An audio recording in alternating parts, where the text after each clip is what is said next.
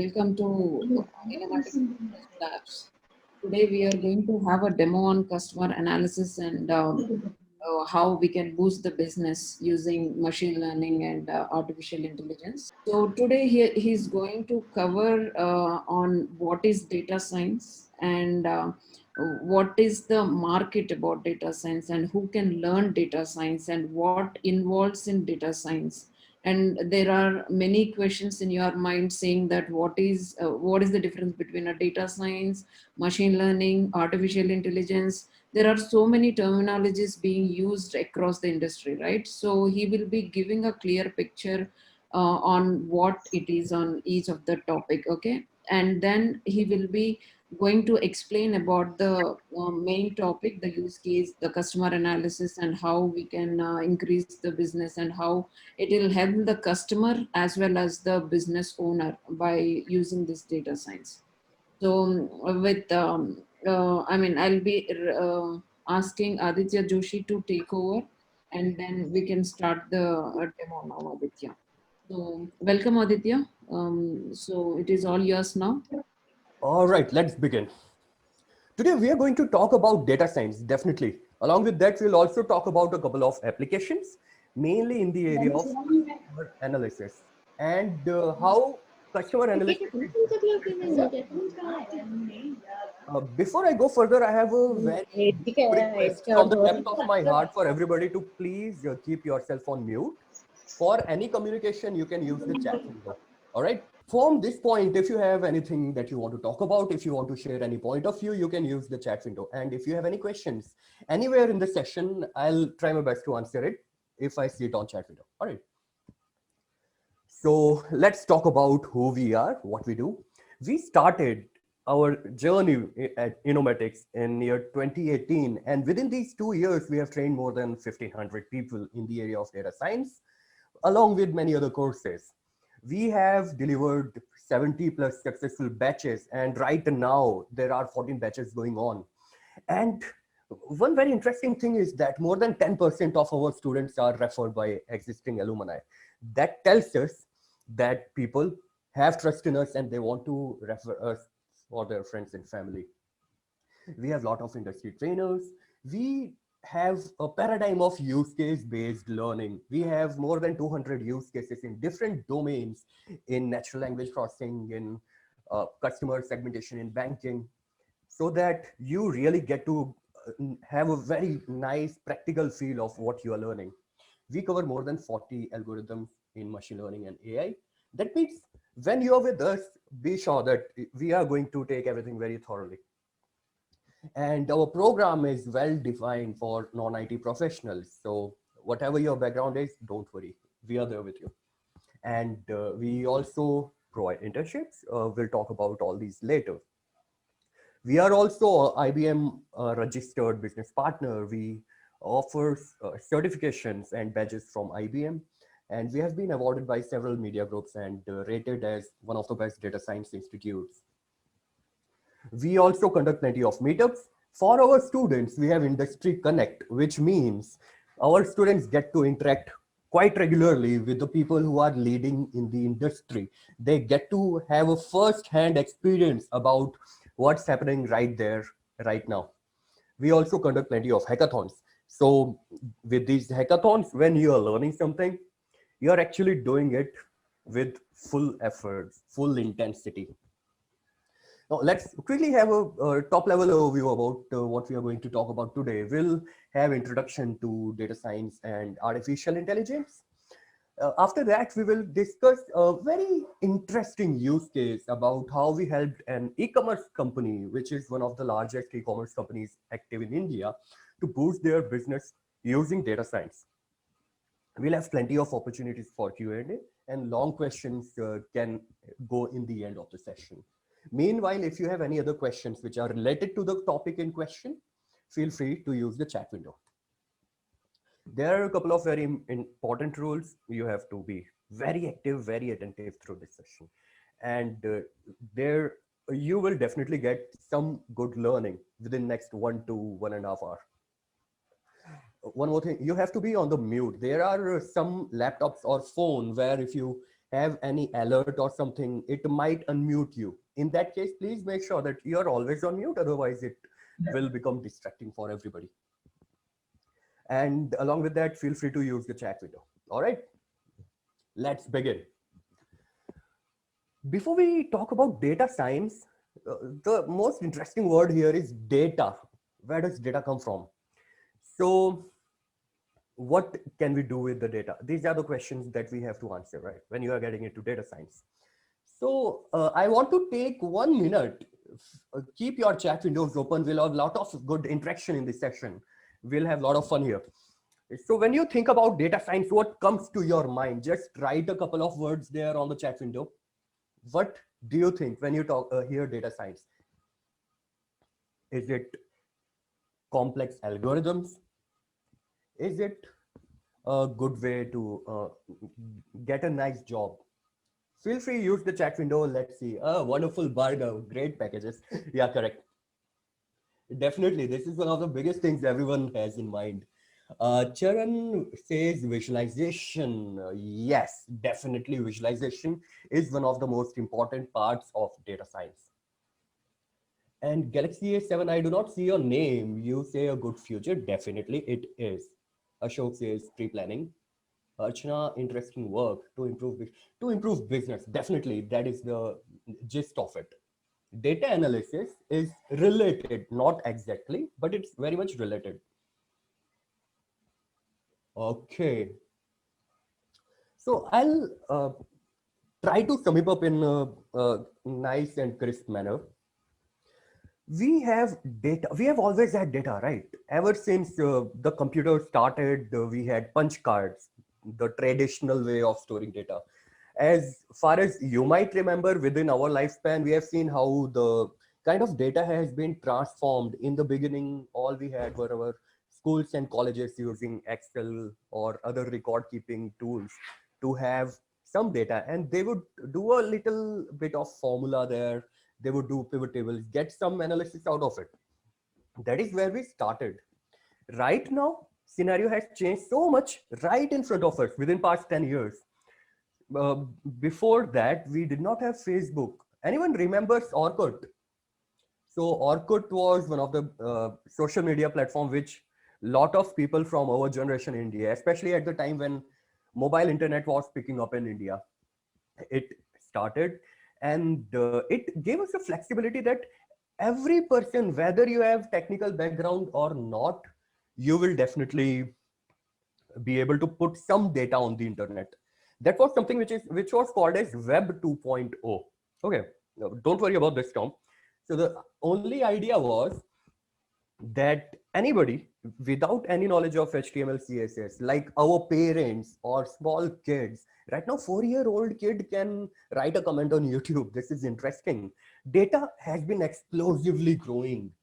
Now, Manjusha wrote one more comment that it's about fragmentation of available information and keeping in proper alignment.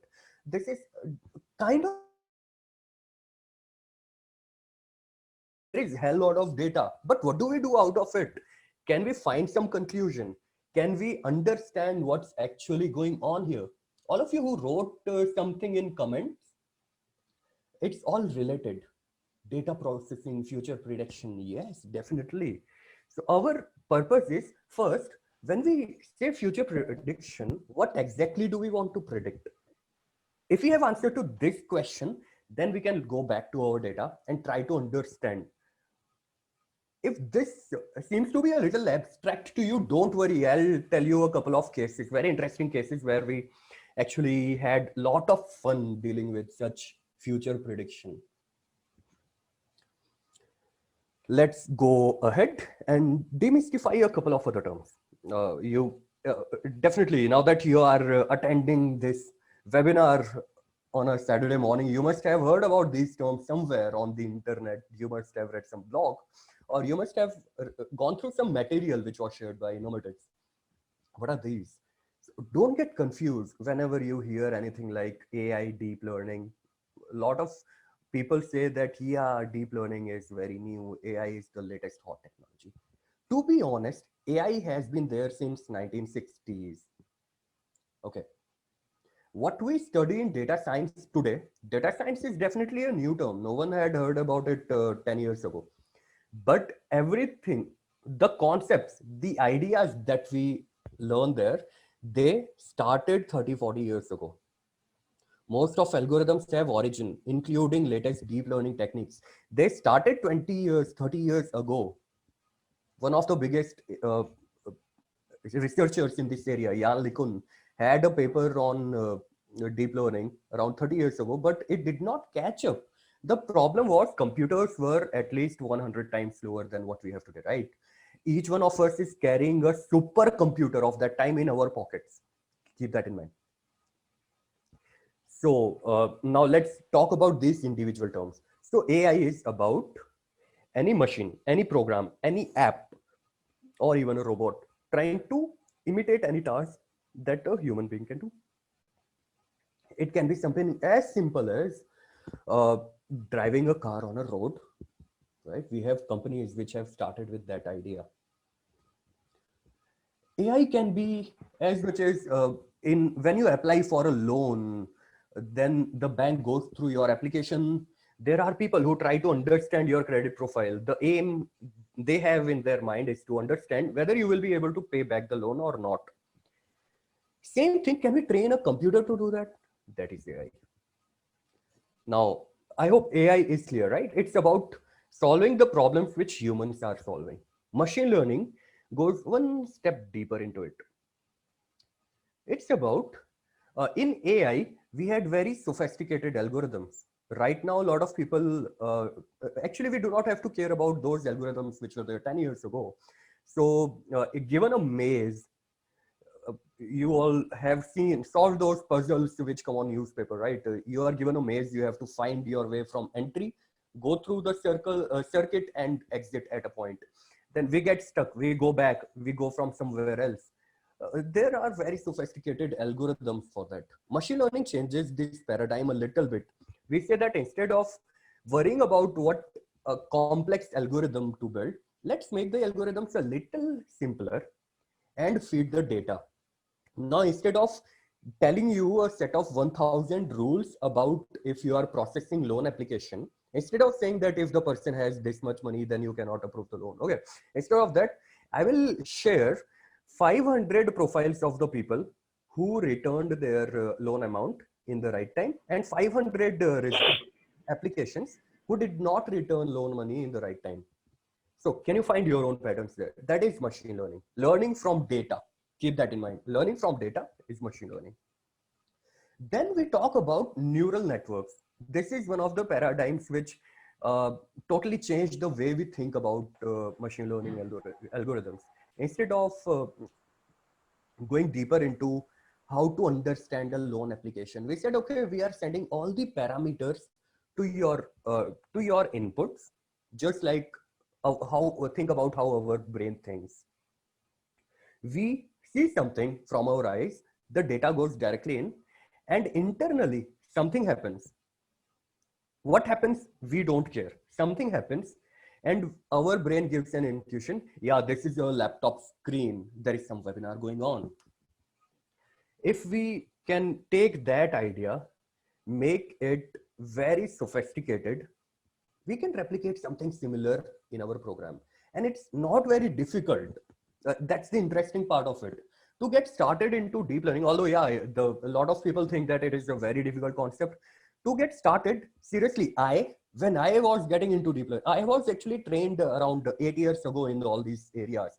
Deep learning was not even a subject back then. And I started working. Till that point, I did not need deep learning. But when I actually had a need of it, I took almost a weekend to get started into it.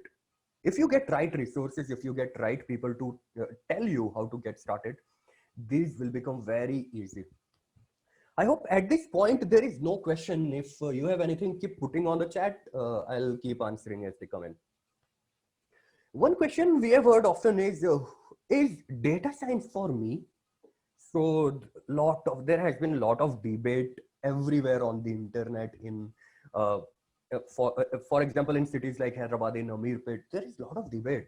Who can learn data science? Thing is, if you are any graduate We usually put that as one of the criteria as yeah, you know, some basic level of, you have some kind of understanding about the basic subjects that you study in your school or colleges. You can come from any background, IT, non-IT, doesn't matter. If you do not know any coding, doesn't matter. Especially with Innomatics, we have very good, very nice way of taking you through a couple of very simple and fun projects, and you learn coding without even realizing that what kind of stuff you are learning. And the most biggest requirement is exceptional curiosity. You have to be curious. There are so many concepts and so many problems that are yet to be solved. You have to be curious, and with this set, you can definitely learn data science. And I want to take a couple of minutes to tell you a little more about what kind of stuff do we learn, do we deal with, do we work with. So machine learning, I told you, right? It's a big topic, which is a class of problems in AI, which deals with learning from data. Keep that word in mind. I'll be using it very often. Machine learning is divided into multiple kind of learning paradigms. One is supervised learning. I told you an example that if, let us say, your job is to process loan applications, whether to give loan or reject loan application, right? Your boss will come, he will say, okay, these are 500 people who returned loan on the right time. These are 500 people who did not. Then kind of these additional data is supervising your knowledge base. We are giving you a certain label to work with. Accept these people, reject these people. Based on that, you are learning. So when you get additional information of that kind, it's called supervised learning. There are two different kind of ideas in supervised learning. Classification is one, which is about identifying or segregating items into different categories. We can talk about these in depth later. For now, if you do not have these understanding about what these terms are, it will really help us for our future discussion within this session to have a top level idea about it. So classification can be in the area of fraud detection. It can be something like I have personally, I worked in this domain as well. And our job was for all these e-commerce portals. Whenever a new transaction happened, we get some information about who is doing the transaction, what is the transaction for, how much transaction they usually do.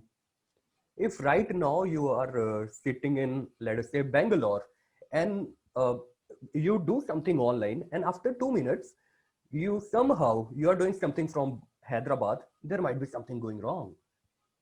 Then in that case, we will label the transaction as fraudulent. This is one of the example of classification problems. Regression is a little different. If I want to invest in something, can I find how much profit will I get after 1 year based on past data of such transactions that happen? So when you are trying to find some particular number, instead of dividing into different categories, it will become a regression problem. So that's all about supervised learning. Then you have unsupervised learning. It's like back in the college, just try to remember. If you are still in the college, I think you can relate it way better.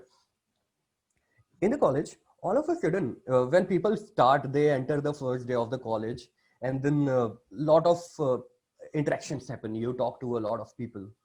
Within next few months, you have some concept that there are 4 groups in our class.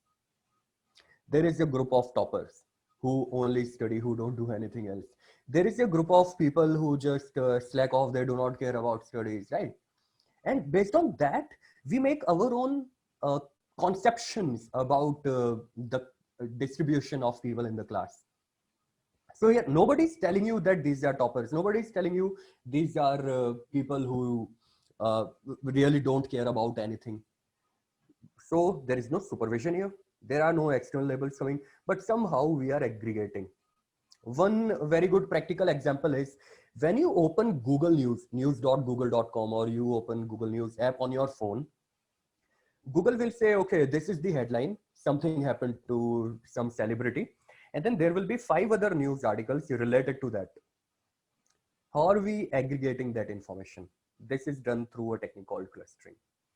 There is another thing called dimensionality reduction, and let's skip that to save our time for more important stuff right now.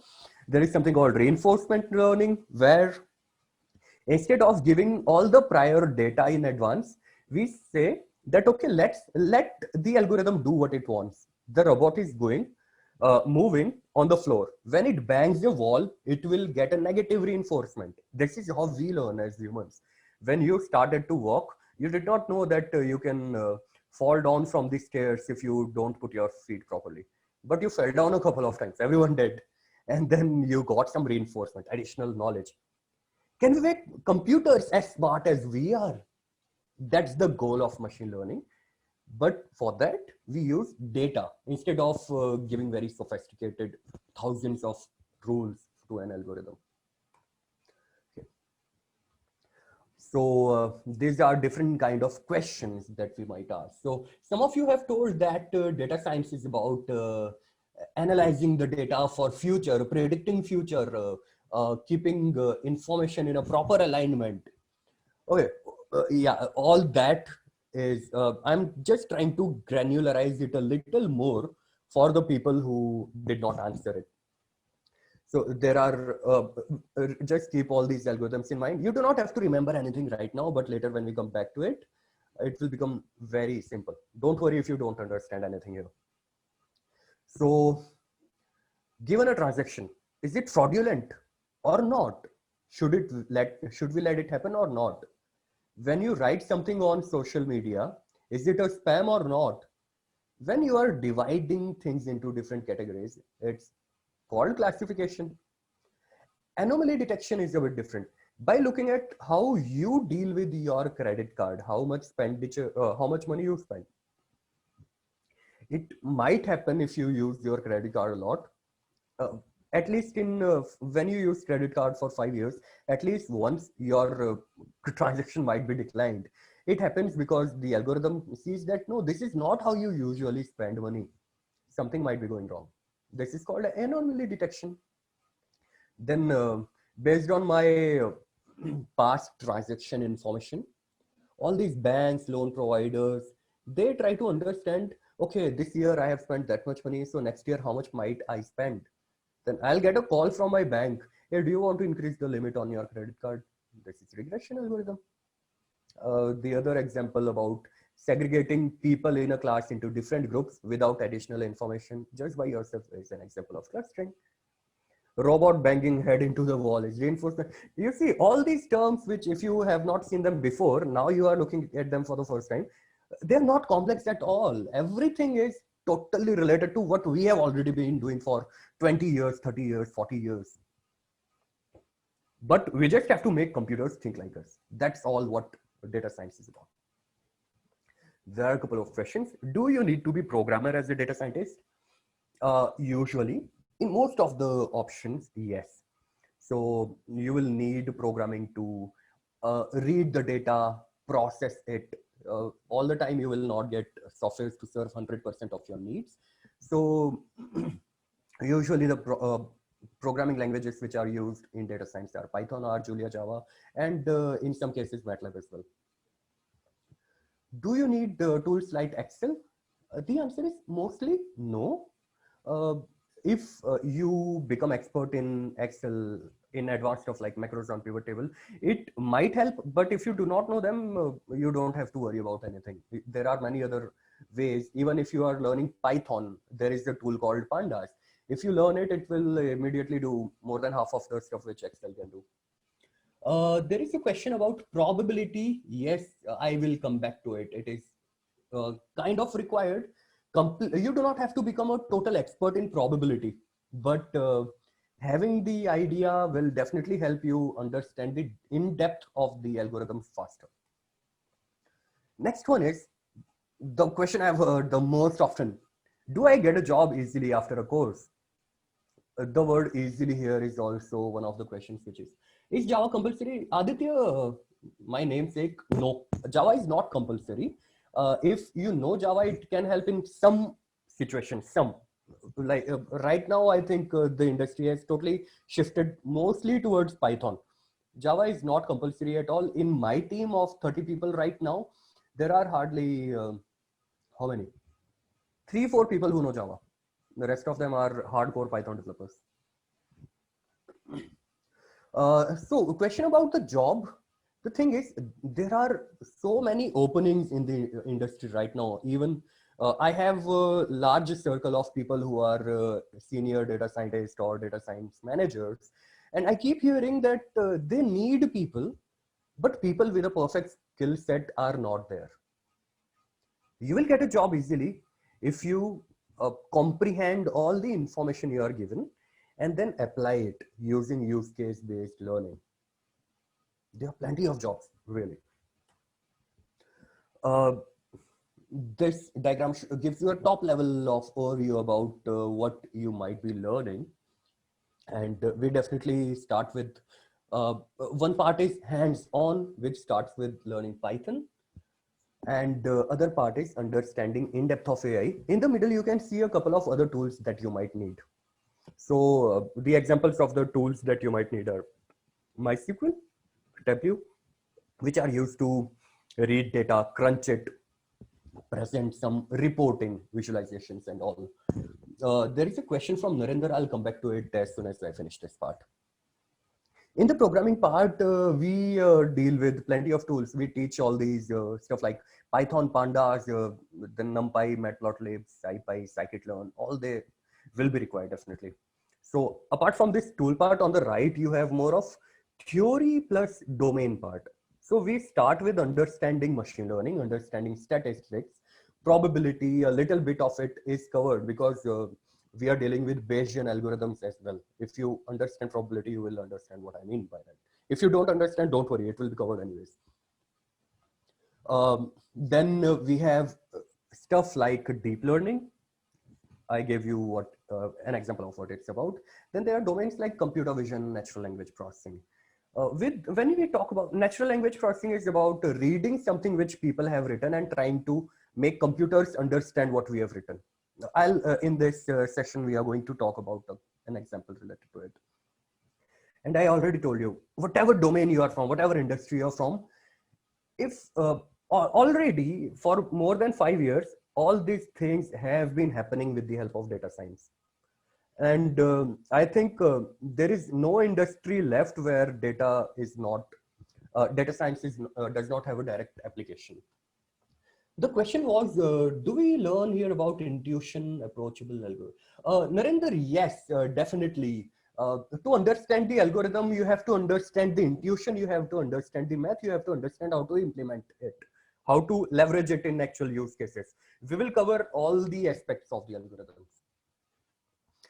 This is a top level overview. This is not an exhaustive list, but these are the tools that we will be definitely covering as a part of this course. Now, the most important message I have is, folks, I have been in this field, including academic research. I've been here for more than 8 years. I interact with hundreds of people every week. And the biggest question I hear is, hey, I really want to become a data scientist. What do I do? And my answer is, pick a course, stick to it, finish it. Because if you don't take a decision now, there are thousands of people, lakhs of people within our country who are doing some course right now. And within next 6 months, they will enter the job pool. If you skip now, new people will keep coming and coming. Yes, there is a hell lot of opportunities in the industry, but who will fill it? You or somebody else? That decision you have to take. So taking action is the first thing that you have to always keep in mind. Yes, any programming languages? Nilima, very good question. Prior knowledge of programming language is not compulsory. If you do not understand programming already, don't worry, it will be covered as a part of the course. But yes, programming languages will be required for a good data science job. You do not have to become a total expert. Even you cannot become expert in any language even in 2-3 years, right? But you have to be expert at a level that you will be confident. Give me a problem, give me the task, I'll solve it using my favorite language, and we will take you there. Any other questions right now? After this slide, we will be moving to the next part, which is direct use case of practical application that I was a part of. And we solved a solution for one of the largest e-commerce companies in India. We will talk about that. We'll talk about why we did that, how we did that. So essentially, there will be a lot of takeaway for you. Nilima, I hope I answered your question. If there is anything else, percentage cutoff for very good question, Aditya. This is one of the fear which even I had when I started my career. Um there is no clear cutoff. Usually, there are some companies which have cutoff. Like that really doesn't matter, because if let us say some company rejects you, you got 40% aggregate in engineering. Let's say, I hope you are way ahead of it, right? But if you even if you got 40%, and I personally know people who have been at that level, not 40 obviously, up to 50% aggregate of engineering, or CGPA of around 5.6 point. So in that case, definitely finding the first job is a little difficult. But if you are good in the problem solving abilities which companies need, then definitely people will be ready to hire you. And other thing that I want to add to percentage cutoff point is that it only affects your first job. Once you are over that, when you move to your second job, nobody cares about your percentage anymore. It's only the first step that you have to deal with. And if you have really good, if even if I am going to hire somebody, I do not care too much about the percentage. Yeah, it is one of the factors that will create a bias before I talk to you. But if I talk to you and you convince me that you can solve the problem for which I need people to solve, definitely we can go ahead. How to apply as a fresher? Charan, good question again.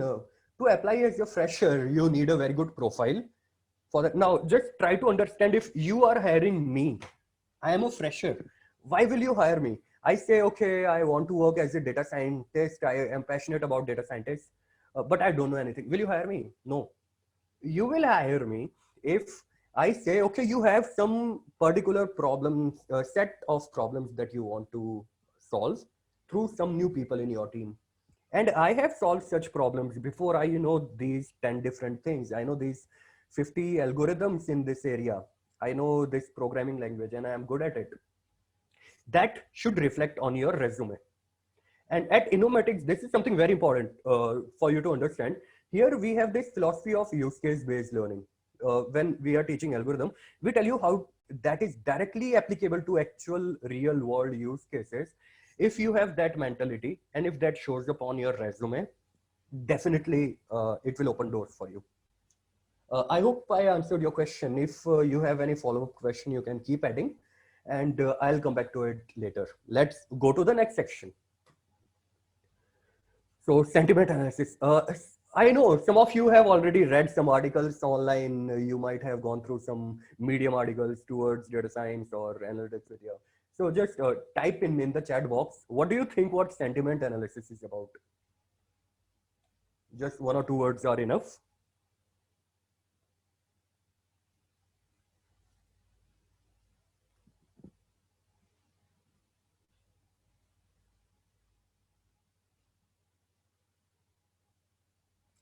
Mind reading of a person. Okay.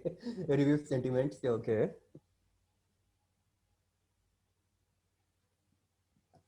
Facial recognition of emotion. Okay, this is interesting. Okay.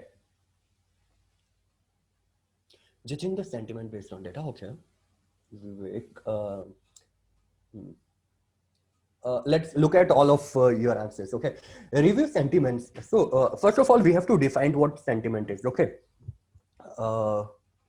Customer satisfied. Yeah, Vivek, that is directly related.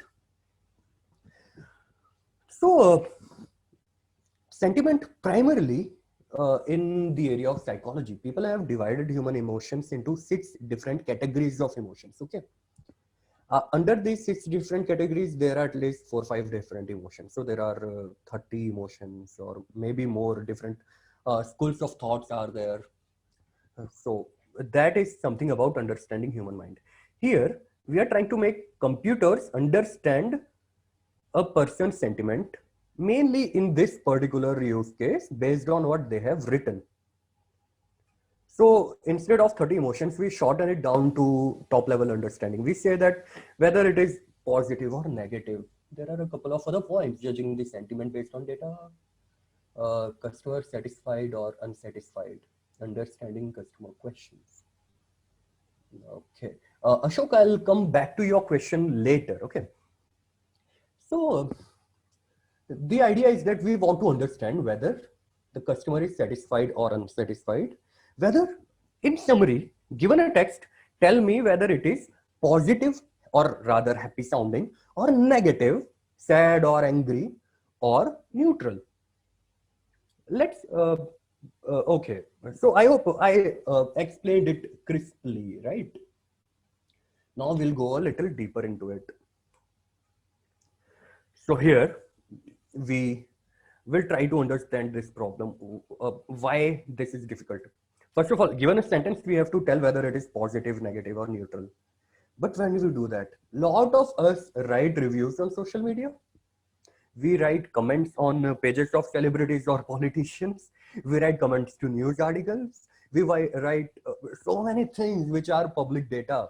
But lot of us do not write proper sentences there. We write broken sentences. We deliberately, maybe just because we are checking, we are not writing a job application. We use bad grammar there. How can we make computers understand bad grammar? If you do not know, let us say, if you do not know Punjabi, but you can just understand a couple of words out of it, you cannot get a complete grasp of what they are talking about. This challenge is definitely there. Second challenge is, what is the sentiment expressed for? I say, yeah, so and so, let's say a militant was killed. Killed is definitely bad. But when I say militant was killed, then is it bad? Am I negative? That's another question. Multiple sentiments in one sentence. This is another thing. It's if let us say I say A is bad and B is good, the final sentence is neutral. What do we do there? Then social media text becomes even more complex. I'll show you example of it later. It's more like the let's say the camera on my mobile is very good, but it's not good in the night. What's happening here? I am saying good about something, I am being negative about something. And the next one is understanding kuch bhi. This is based on my research work where we try to identify such phrases and then we do sentiment analysis on it. And this is how we chat, right? If your first language is not English, uh, you might use Telugu, Hindi, Kannada, or Malayalam, and you will write your language in Roman script. And then can we make computers understand that? So these are 5 different levels of sentiment analysis. And here within next 15 to 20 minutes, I'll explain how we solve these problems. So the idea is, normally when we go to any, keep any thing like Amazon in your mind. When we talk about customer satisfaction, we think that star ratings is all about customer satisfaction. Is it? Are we only concerned about the star ratings? Are we only concerned about the customers? If I want to buy something, is star rating the only thing I am concerned about? Let's look at a couple of questions. Okay. If you are a seller on Amazon or any other company, what is the biggest question that you want answer to? Definitely, how can you understand what's happening to make your business grow faster? Ratings will help, but not always. There are many other things which we want to look at. What are the pain points? What are the features that my marketing team can leverage for their ad campaigns? Might I be breaking any promises? I say that, yeah, I'm selling this particular cloth, and the color shines in the night. But if it doesn't, I'm breaking a promise. Star ratings do not tell me that. For that, I have to go back and I have to understand what's actually people are talking about. Are there any hidden customer complaints that did not reach me? Customer may not explicitly create a campaign, but they might just give you average 2-star, 3-star rating, and they will say something negative. If we can understand that, if we can create good algorithms for that, we can definitely find answers to this. If you are, let us say, a segment manager at a company like Amazon, then what's your job? Now it's not about selling. Now it's about how to keep users' trust on your portal. The questions will be different now. Are there any, essentially you have to find what are the what is the information that you can get out of the reviews to understand the customers better, to make your searching algorithms better, and then make sure that there are some very good or very bad sellers. Okay. The biggest thing which we have experienced is I hope everybody here has been a customer in such websites. So just think last time you bought something online, something expensive, especially you bought a mobile or you bought a laptop or anything, any gift for someone. You have so many questions. Do you only look at the star rating? So these are the questions we need answer to, right? The price is high, but is the quality as good as that? Then if you do not really need a good camera and there is this phone which is only which has got so many good reviews because of the camera, but for you it's not a good deal. And then 5-star rating does not mean that you will love it, because 5-star for somebody else, again this phone example, does not mean that you will also love it. We will get deeper into the use case after answering these questions. So Ashok has question about coming from networking side, and Ashok is from EEE branch. And can I learn the course ASAP, or do I learn to learn? Ashok, I think I covered it already, that we start with the teaching Python programming. So all the questions, all the fears that you have about programming will vanish within a month. Okay, so do not worry about that aspect, especially whatever background you are from, you can learn programming easily. If you are curious enough, that's the most important thing here. Rashmi has question, is there future for data analyst? Rashmi, this is a good question. If you have clear understanding about what is the difference between data science, data analysis, if you do not have know that, then we can come back to it at the end of the presentation. Keep that in mind if you have more questions. But yes, there is future. There are so many people right now, even people who are doing digital marketing. 5 years ago, their only job was to create ads, create graphics. That's all. Right now, digital marketing or any marketing job is half of it is data analysis. Okay, so future is there. There is one more question by Charan. Is big data compulsory for data science?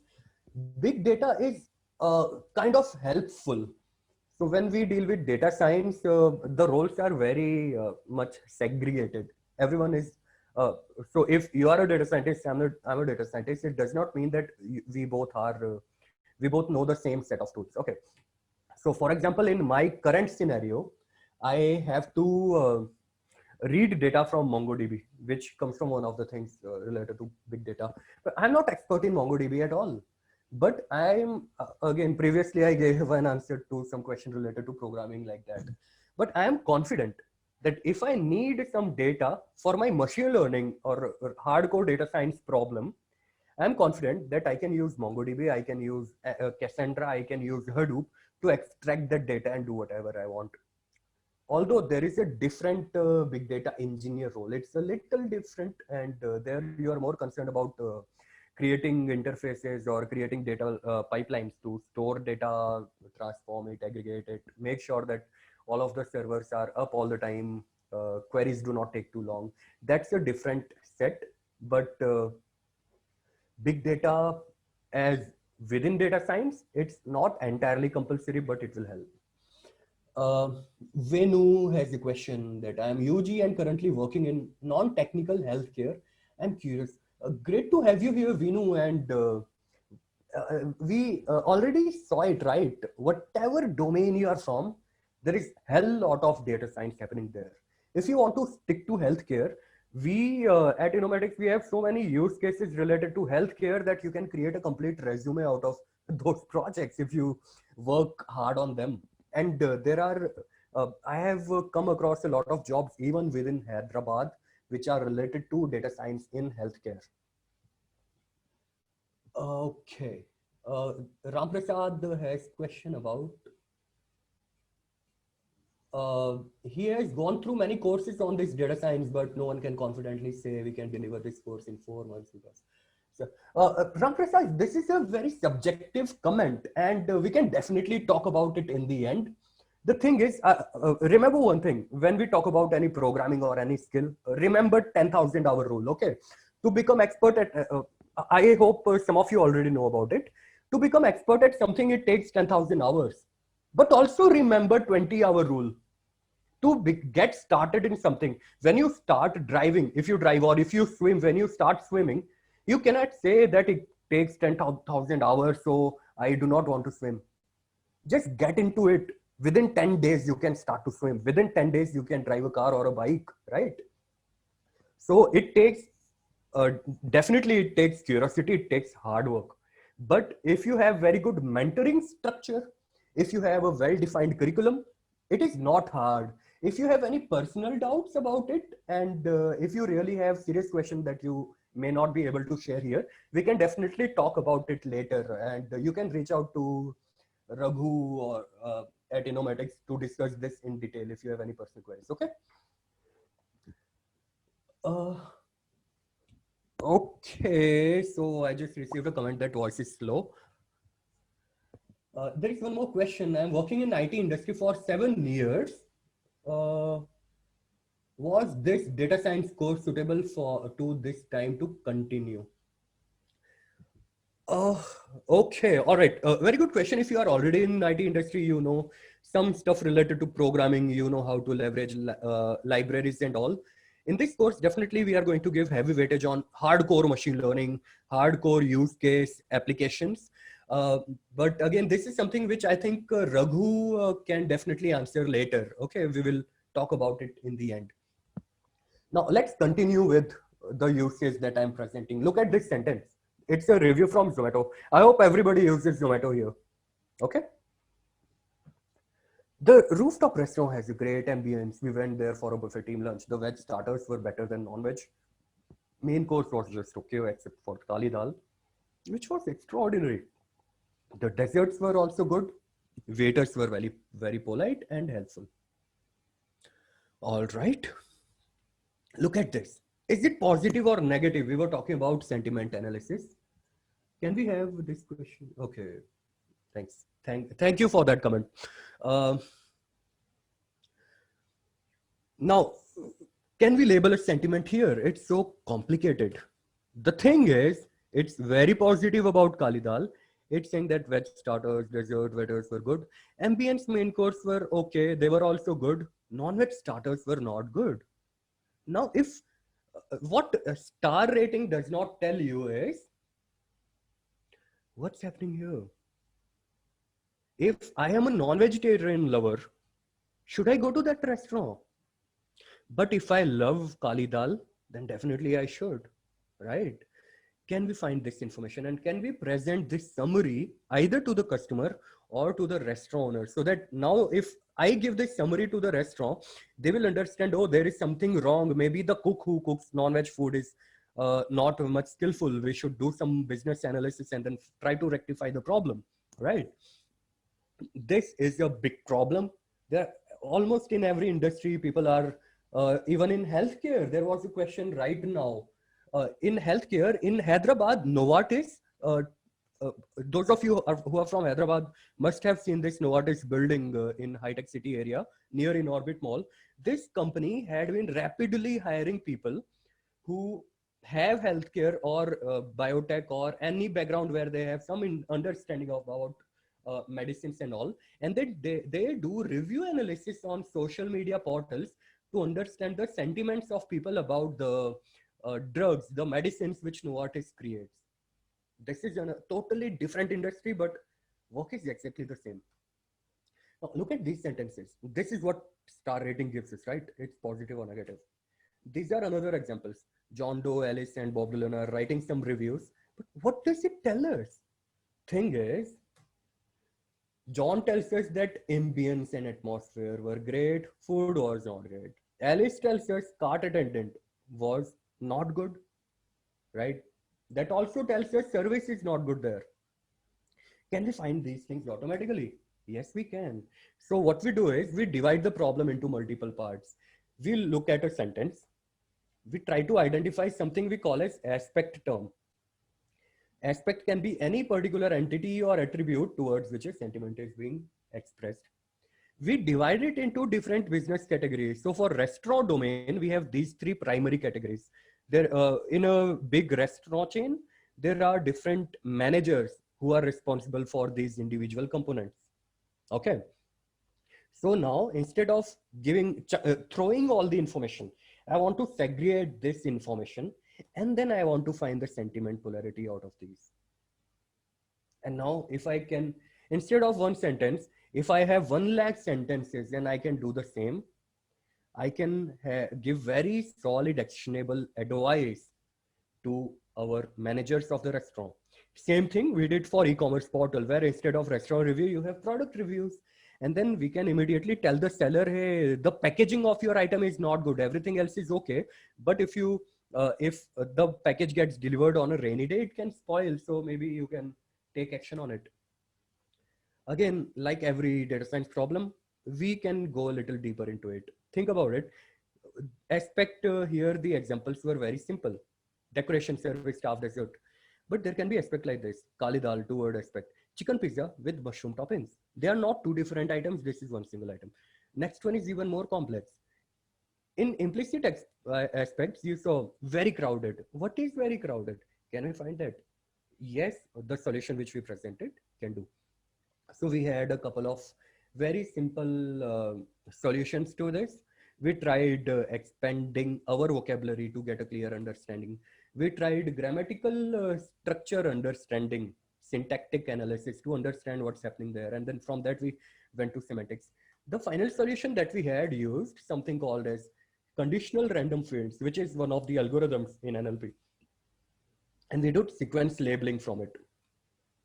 This gave us one of the best results, and this work which I'm presenting to you finally became part of a couple of commercial solutions. We also had a research paper based on it. And if you do not understand or hear anything right now, don't worry. If you join us with Innomatics, it will not take too much to understand what all these fancy signs, fancy circles are. It's very simple if you get a good mentor to help you reach there. Next thing is multi-class classification.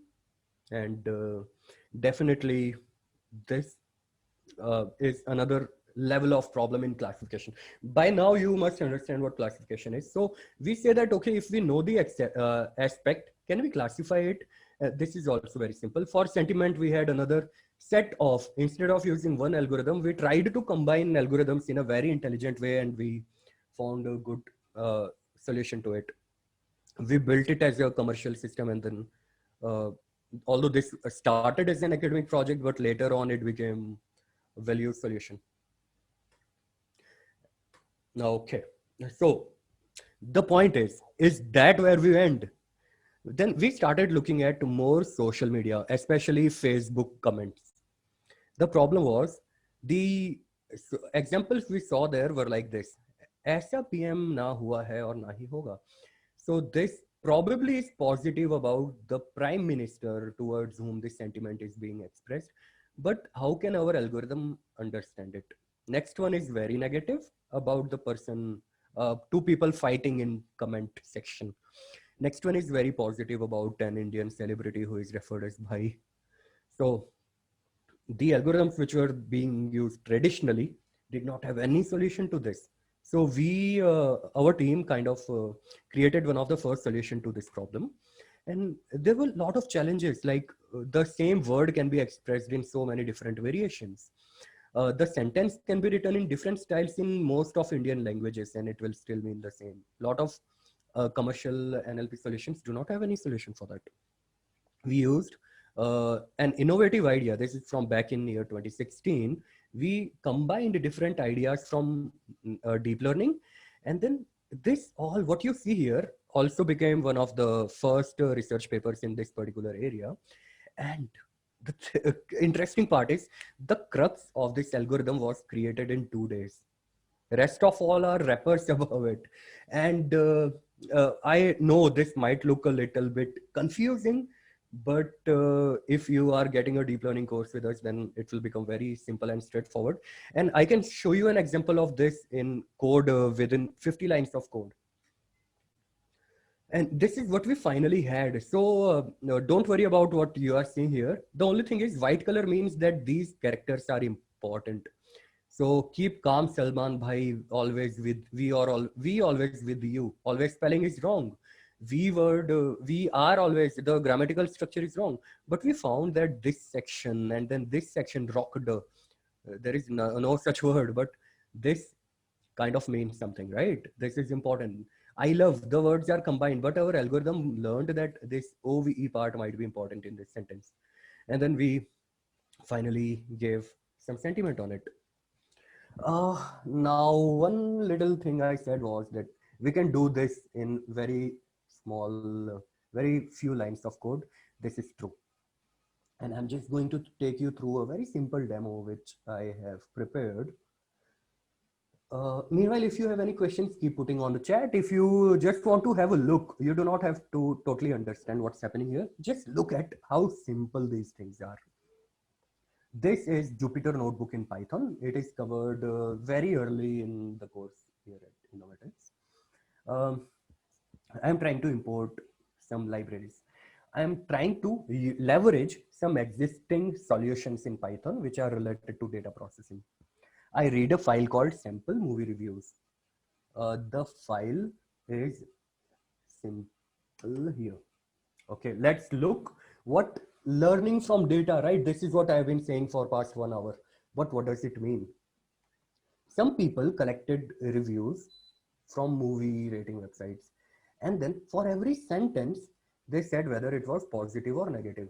So this is a very small piece of data where I have around 10,000 sentences. First 500 are positive, next 5,000 rather are negative.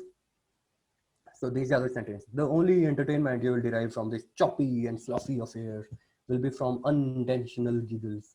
The person is saying that nothing good about it, negative. Then something else, routine, harmless diversion with little a's. Not much positive actually, it's slightly negative, right? So they say it is negative. I am going to use this data and try to do what? Learning from data. That's all what machine learning is about. So we read the file in pandas. That's it. One single line of code. Writing this, I get all the information here within this thing called data. So all the stuff is here. If you are getting into natural language processing, for that I am going to leverage a tool called NLTK in Python. Given a sentence, I want to chop it down into individual words. Looking at a sentence, I want to understand the grammatical structure of it. So here the pasta was delicious. By doing that, it will tell me that pasta is a noun, was is a verb, delicious is an adjective. These are standard keywords. Don't worry about them now. We can have something like the movie was crazy, but Bhai's acting was good. Let's see what it does. The movie is a noun. Bhai's acting becomes one complete noun phrase where this part becomes part of the preposition, and acting is the main thing here. So movie and acting, these are the two items towards which the sentiment is being expressed. You see, when you know what tools to leverage, where to leverage them, how to leverage, things become so easy. Now if even if I do not tell you anything after this point, you can still write a very simple 20-line piece of code to simply say get a list of words which are positive, get a list of words which are negative. You can create a sentiment. But we want to do a little more than that. We do a little bit of additional pre-processing, and then this is the part where we are actually converting it into something called as features. So computers do not understand English.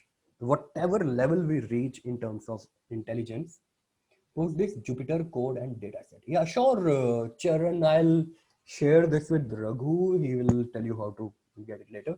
But you do not really have to worry about it. This is a very simple piece of code.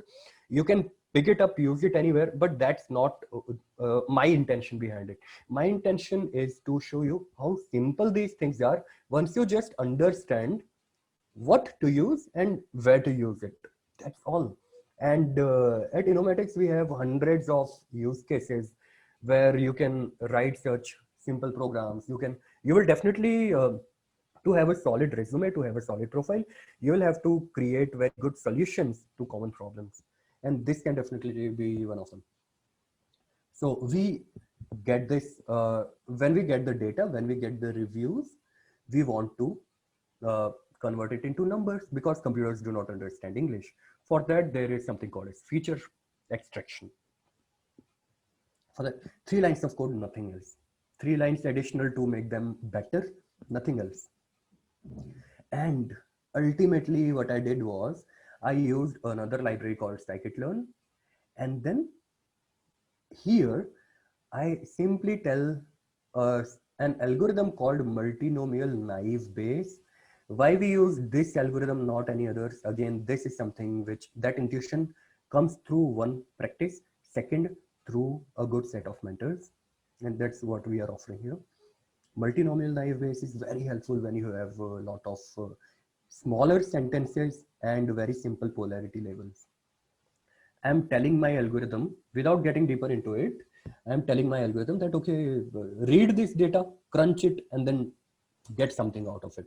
So here I might have to run all of it. Okay, we can do it later.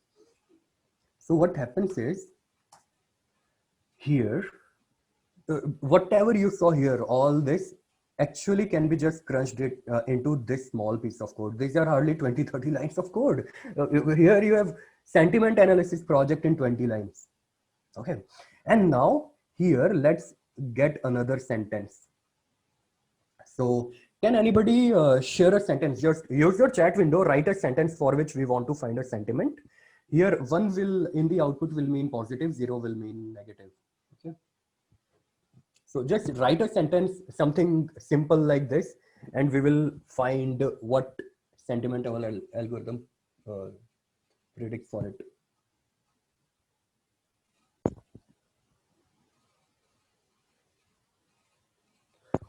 Meanwhile, I can write another sentence. Bhai's movie is very good. 1. Now let's make it a little difficult. I went to see Bhai's movie and it had an interesting plot line. Now the sentence is getting a little complex and it's saying that it is negative because in our algorithm the word plot line might be not very positive. So that tells you we are just learning from this particular set of data. Okay, let's pick another. So this 20-line piece of code gave me an example which can crunch simple sentences, but as they become complex, it may not always give you a decent response. But let's change it. It was interesting. It's negative. It was good. It's, oh, there is something wrong with the word by in our data set. Probably this movie, and it was good. No. Okay. Is this movie good? Okay, this is another interesting one. Now, I don't know any. Okay, Ramosh, is this movie good or bad? Let's see how our algorithm is. So what happened here is the algorithm is, first of all, our algorithm does not care about these words. Okay, it will remove these words. This is what I told it somewhere around here in, I think, this part, somewhere we are doing it. And then we are only looking at movie good or bad. Is this movie good? If I do it, what's happening? Did I do something wrong here, or the labels are other way around? Let me check. Is this movie bad? Something, okay, perfect. So this data set actually did not solve our needs for all the sentences, but something which is similar to what we had here. These are only 10,000 sentences. So the data set is small. Now I think before even getting enrolled fully in the course, you are already getting a taste of what data science is about.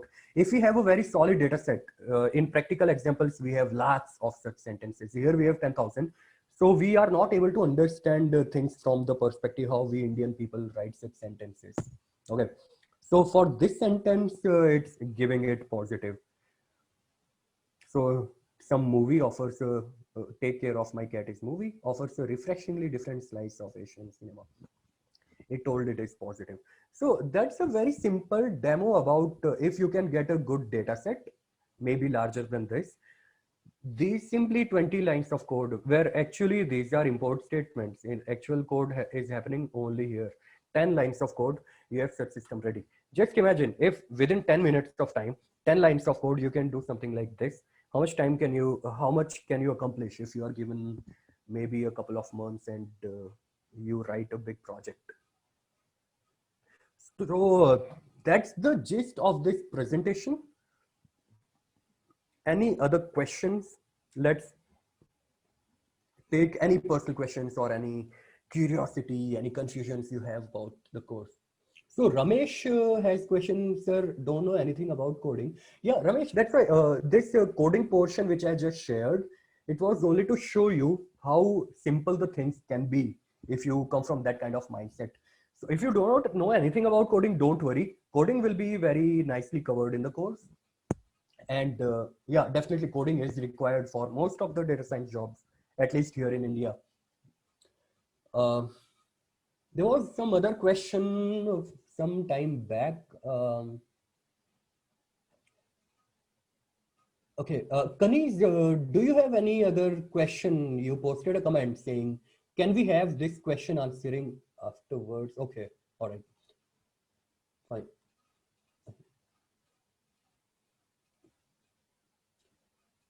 How data science helps a business? Okay.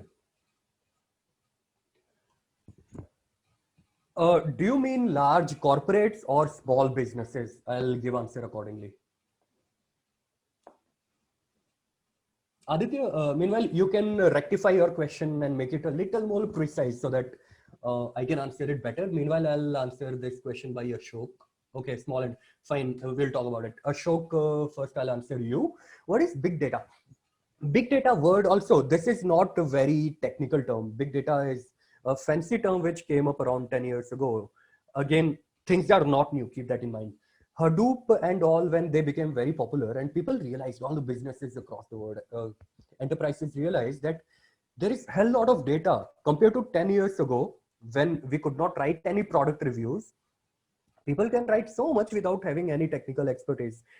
Almost everybody, anyone from 4 years of age to 70 years of age, they are using technology directly. They can put stuff there. So data is coming. Okay, that is the part of it. Now the thing is, there are a couple of interesting patterns about the data. First of all, data is huge in volume. Every day in any e-commerce site, the kind of data that is generated by monitoring where the user is clicking, by looking at what people are doing there, by looking at the transactions, by looking at the reviews, gigabytes of data is being generated every day. So the volume is huge. Other thing is the variety is huge. So there are people writing text, there are people giving ratings, there are transaction, financial information. Some people are posting pictures. Right. So all these different variety of data are coming in. Next thing is velocity of the data. So within, you must have seen those infographics, right? Within 1 minute, 10,000 YouTube videos are shared, 50,000 comments are made, lakhs of messages are shared. So that velocity is also part of it. The problem is, what do we do with that data? We need some place to store it, some very well-defined paradigm to manage it, extract it, and do something out of it. That paradigm is called as big data. There are tools for this, and if you have any more personal questions about your interest in big data, you can talk to us later. I'll combine with okay, let's go back to Aditya's question, how data science helps a small enterprise. Good. A lot of small enterprise are now investing on finding ways to crunch the almost everybody has Facebook page, everybody has Google Google profile for businesses, everybody is on Instagram, right? If I can automatically extract all that data and then find out what's happening, are there any people who are constantly saying something negative about my products? Maybe I can talk to them personally and find out what went wrong and how can I stop that behavior. Or if I am doing something wrong, how can I fix it? All these small clothing sellers have started doing that already, and there are some tools which are freely available, uh, not freely but like very low cost products, but it is people like you, people like me, who have to develop newer versions of them, right? um, Gautam asked us, how can we combine with real time? Okay, very good.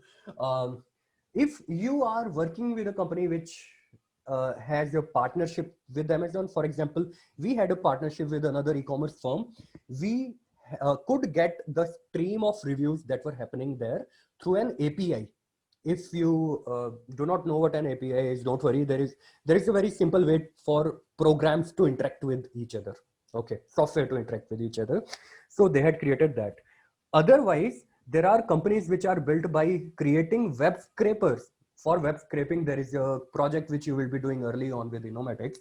You go to a website, you read all of their data using a very simple Python code. And you can get all that information, put it into your in your database, and then deal with it accordingly. So there is not much difference. It's all about engineering decisions on how do we make it real time. Ashok is saying cloud computing is required to learn. Just like Ashok, just like big data, cloud computing is another, it's not a hardcore requirement, but it's a value add for us. For example, I have worked with Google Cloud, I have worked with Amazon. I'm not an expert in them. Okay, keep that in mind. I'm hardcore machine learning data science person. But when I know that my laptop has a small capacity, my RAM is 16 GB. I cannot put a data set which is 200 GB on it. Uh, Although it can be there in hard drive, but I cannot read it at once, put it in my RAM and then do some processing in parallel. For that, I need some external computer. For that, I go to Amazon or Google. In AWS, I say, okay, Amazon, give me a set of 10 computers who have RAM of 200 GB each. Amazon will give me that cluster and I can play there. For that, little bit of knowledge will help, and but it's not a hardcore requirement. With time, when you get into this particular field, then it will you will automatically you will get to know more and more about the new tools which will be coming. Archana, it will help if you share what you are already doing. Are you in IT or not? Meanwhile, I'll move to other question. What is the difference between data analysis and data science? Very good. Again, there is some kind of overlap between both of them, but just forget the word data for a while, okay? What is analysis? Again, there is nothing new here. Financial industry and all have been using something called as quantitative analyst for past 50 years. So there are people who look at actual data and they try to understand what's going on, how do we predict something and all. But the way these roles, when we bring data into account, the thing is we are leveraging high performance software for it, and we are trying to find some additional insight into it. So data analysis is more like looking at what data is already there, try to find the patterns which can help in further decision making. Data science is not much difference, but it is more about what can we do. Data science is direct influence in AI, right? So the terms have very good overlap in all of them. But right now, when we go to job market and we talk about such positions, data analysis will require a hell lot of expertise in using certain tools. And there are some data analysts who are very good in Excel and Tableau, but they do not know very much about algorithms. But in India, especially right now, the scenario is a little bit tricky. There is a good overlap. There are companies which are calling data analysis jobs as data science. There is another question. Data analysis done. Difference between data and okay, there was another question about that. HTML code access it using URL, but how does...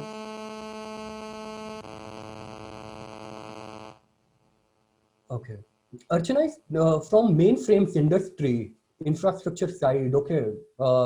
And you want to, Archana, coming from mainframe, first of all, you are already familiar with little bit of coding, okay? That fear of coding will not be in your mind, I hope. The only thing is, this will definitely be a new field for you. Keep that in mind.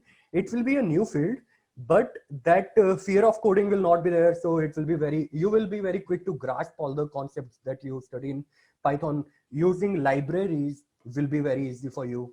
And being in the industry for 4 years, I think you already have that skill of learning new things as soon as you need them. You can go and read some documentation, right? All these things will be you can leverage, although it is true that yes, there will be a different career, you have to start from the very beginning, but if even very beginning is promising you a very exciting career, then I think you are in a shape to make a choice right now, right? Okay, Ramprasad, you had a question about Vivek.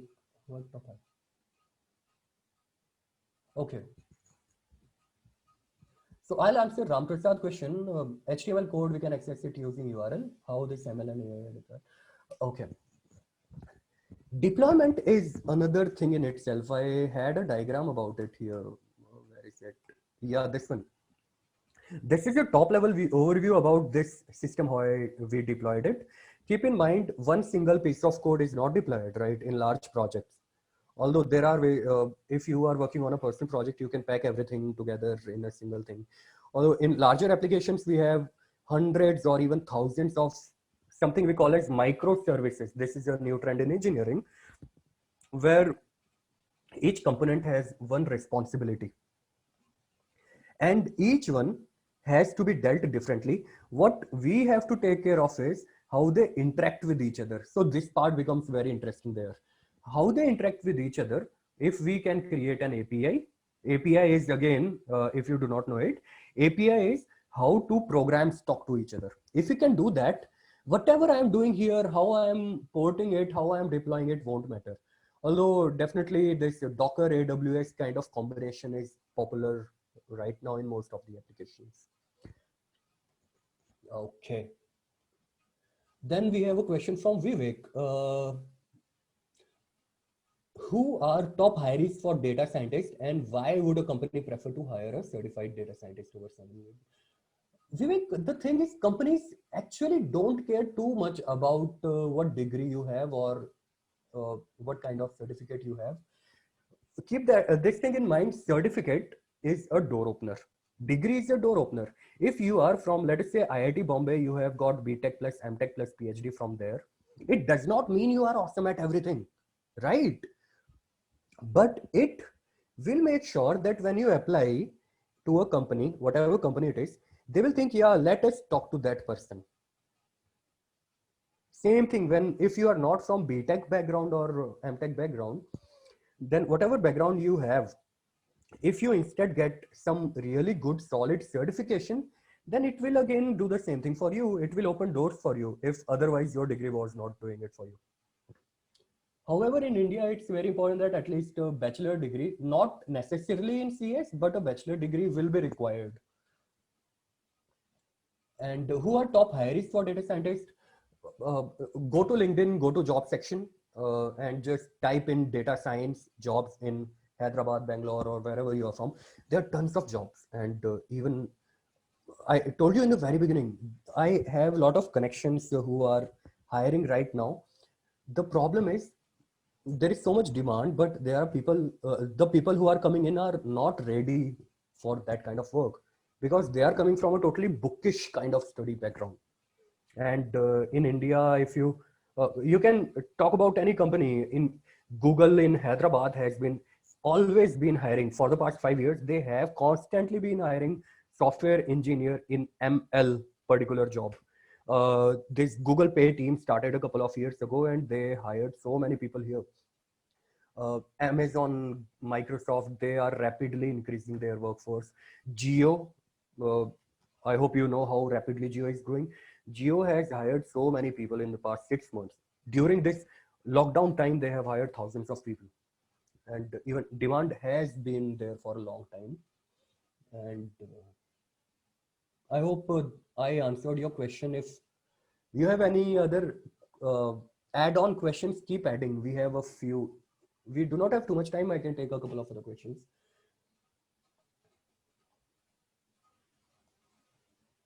Okay. Gautam has a very interesting question. Future is data science, but in India, only tech and some companies in other branches are using. Gautam, I have a question for you. Just go 20 years back. Okay. A lot of people were doing computer courses. That time we did not have, a lot of us did not have computers. Mobile, which were actually computers, was a dream. I don't think even mobiles were that popular back then. Think of it, 20 years ago, computers were not there in every field. But we had that prediction, yes, very soon they will be. Right now, if you do not have skills in computers, what kind of jobs will you get? Even a a person who sits at the reception of a hotel has to be quite comfortable with basic computer operations. Same thing, when you go deeper into making systems, any kind of systems intelligent, then this becomes another pain. If I know a couple of projects, especially in Telangana, there is a project going on in rural areas that government is trying to extract live sensor data from all the, there are so many small lakes all across Telangana, right? In villages, in Hyderabad itself, there are so many lakes. Government is putting sensors there to read live data. So by looking at live data about pH value, about chemical composition of water in the lake, about the level of water, we can get so much insight about the agriculture area in that, in the vicinity of that lake. We can use that information directly in fisheries. Now just think, if somebody, people in fisheries, definitely people who are fishermen might not directly be able to leverage, but it is people like you and me who have to create solutions in all these industries. And we are still in the beginning phase. So I think we are running out of time. Any further questions, please contact Raghu or anybody you already know at Innomatics. Raghu, I think you can take over and conclude.